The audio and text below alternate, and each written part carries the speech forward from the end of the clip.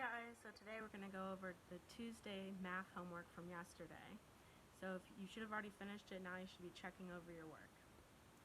So if we're looking down, I see round each number to the nearest 10 and 100. So 78 rounded to the nearest 10. We're always going to look at this number in the tens place if we're rounding to the tens and ask the 8. Do I stay a 7 or do I become an 8? I become an 8. So this is 80. And then 78 is if we're trying to figure out the closest hundreds place, then we would have to ask ourselves. We would have to, this blank number right here, are we going to stay a 0, which is what it is, or a 1? And the 7 rounds up, so it's going to become 100. 308 is going to round, again, you're looking at the tens place, not the hundreds, not for the first one. So the 0 is going to ask the 10 or the 8, do I stay a 0 or do I become a 1? And so the 0 becomes a 1, and then the rest of it becomes a 0. So that should be 310. Over here, 308, if I'm looking at this place, I know that that's going to round to 300. 251, again, looking at the tens place, will round to 250. But if I'm looking at the hundreds place, it's going to round to 300. Over the next 3 days, Miss Messer would like to write 27 thank you cards. How many cards will she need to write each day in order to finish on time?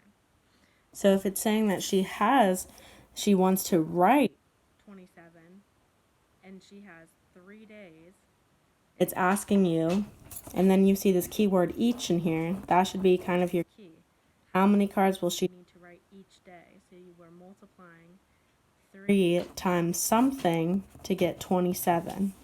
Okay, and to figure that out, you can either count up 3, 6, 9, 12, 15, 18, or you can divide. How many times does 3 go into 27?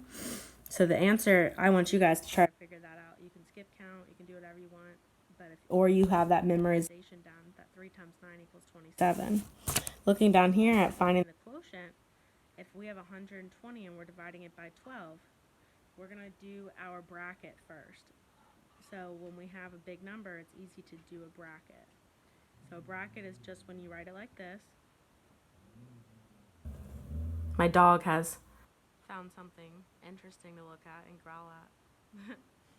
So a fraction, it looks like this, and when we do brackets, we ask ourselves, how many times can 12 fit into 12?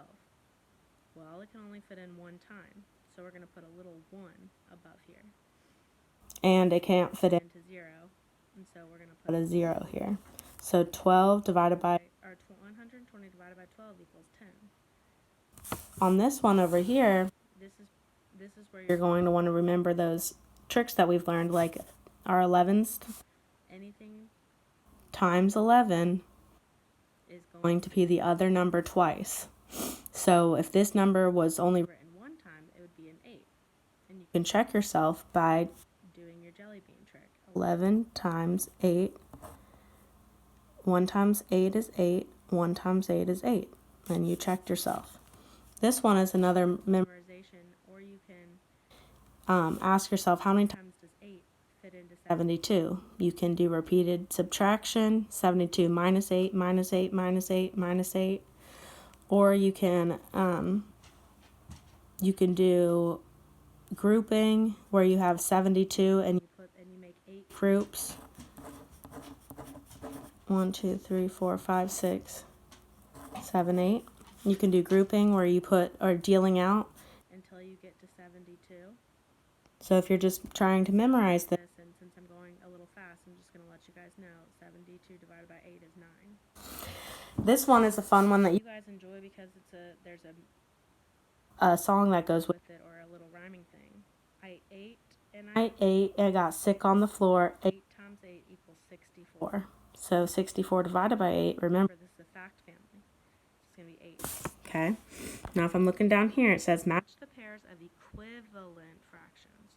We have to remember what equivalent means. If you see that first part of the word, you see the word equal. So which two fractions equal each other? Well, they don't have any numbers on them, but I can see that this one and this one are the ones that are stopping at the same point. So these two equal each other. So that means that 2 out of 4 is equal to 1 out of 2, because there's 1 out of 2. Okay, down here, compare the fractions. You have 2/6, which is the first one, and you have 2/8. If you're just looking at the picture, you can tell that 2/6 is definitely bigger because more is shaded in than 2/8.